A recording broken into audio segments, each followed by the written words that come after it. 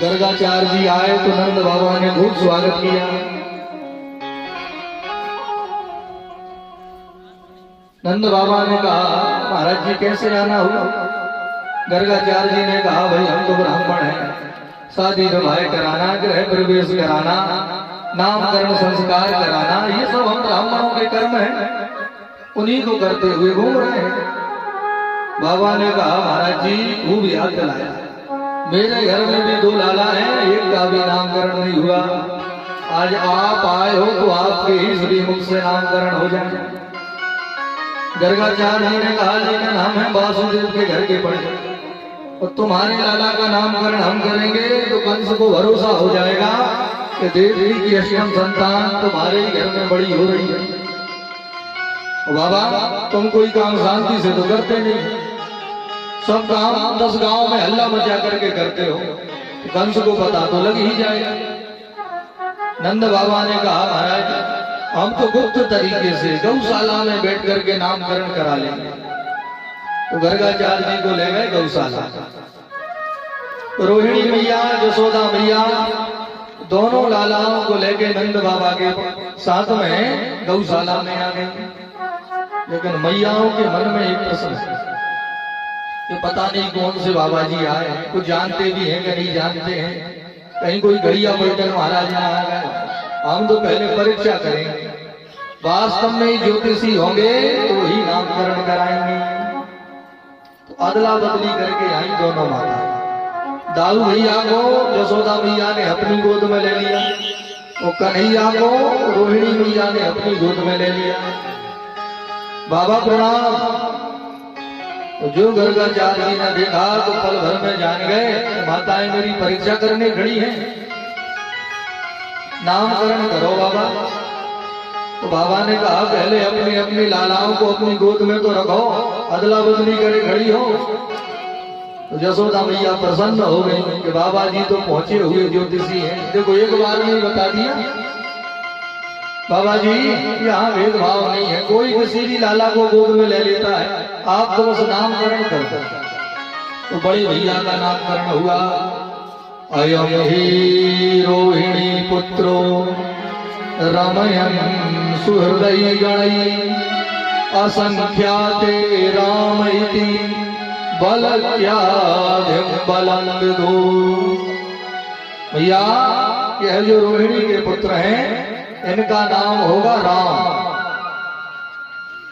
लेकिन बल की अधिकता के कारण सब इनको कहेंगे बलराम, कोई बलभद्र कहेगा, कोई हलधर कहेगा, कोई शंकरषण कहेगा, अनेकों नामों से प्रसिद्ध होंगे, वो बहुत वीर बलशाली होंगे। और जो कन्हैया को देखा तो बाबा जी की तो समाधि लग गई, बोले इनका क्या नामकरण करें? वैसे तो ये अनामी है, इनका कोई नाम होता ही नहीं है। तो जब इनके नाम गिनने बैठो तो पूरा विष्णु सहस्त्र नाम, गोपाल सहस्त्र नाम सब इनके ही नामों से भरा पड़ा है।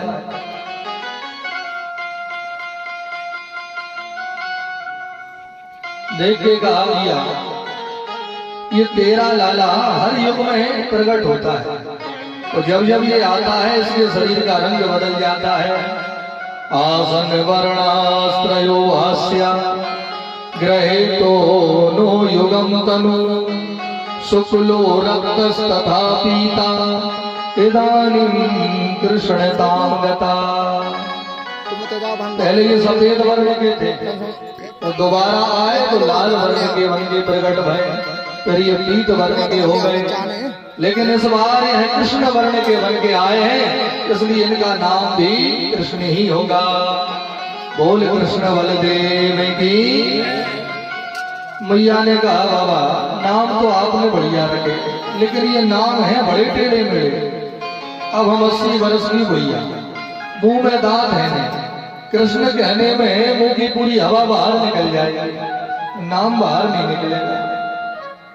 इसलिए हमने तो 2 नाम पहले से ही सोच रखे हैं। जिनका नाम रखा बलराम उनको हम बलुआ कहेंगे, तो जिनका नाम रखा कृष्ण उन्हें हम कनुआ कह के बुलाएंगे। अच्छा बालकों के कितने भी सुंदर नामकरण कर दो, माताएं घर में लाड़ प्यार का एक अलग ही नाम चलाती है। एक माँ का अपने पुत्र के प्रति जो प्रेम होता है वो सबके समझ नहीं आता।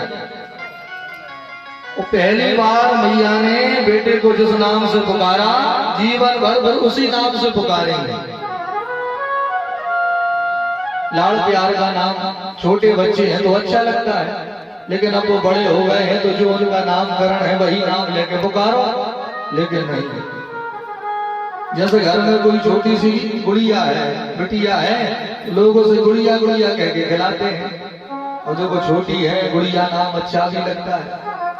तो जरा विचार करो कि गुड़िया जब गुड़िया हो जाए वो फिर भी उसे गुड़िया कहकर ही पुकारा जाए तो फिर कैसा लगेगा। अरे जो नाम हुआ है अब तो वो नाम उससे पुकारो। लेकिन माताओं की नजरों में बच्चे बड़े होते ही नहीं है, माँ तो माँ होती है। बेटा कितना भी बड़ा हो जाए लेकिन माँ का प्रेम कम थोड़ी होता है।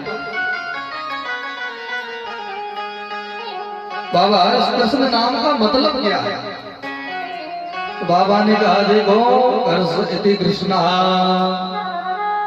जिनको देख करके सबका मन खिंचा चला है, जो सबको आकर्षित कर ले, मोहित कर ले, वही कृष्ण है।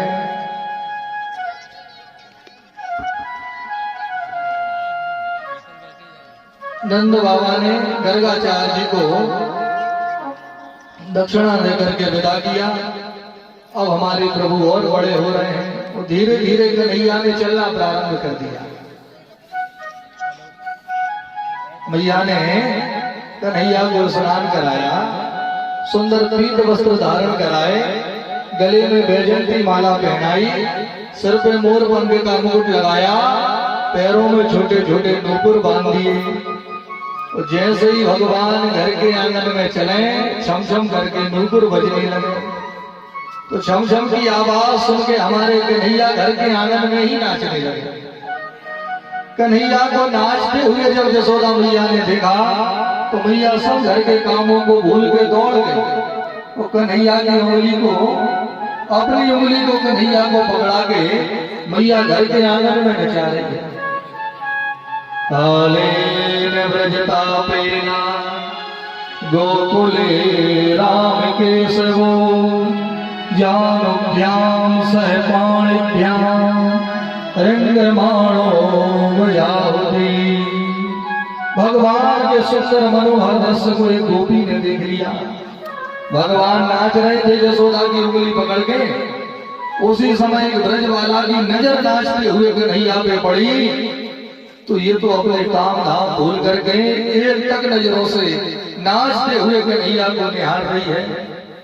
नेत्रों से झरझर करती हुई प्रेम आंसुओं की धारा बह रही है। इसे सुध नहीं है मैं क्यों आई थी, सुध बुध भूल के है ब्रजवाला भगवान को नाचते हुए निहार रही है। तो दौड़ पड़ी गांव की ओर। गांव में जाते ही सब गोपियों से कहा, बहनों आज ऐसा दृश्य देख के आई हूं कि तुम सुनोगी तुम्हें भरोसा नहीं होगा। क्या देखा?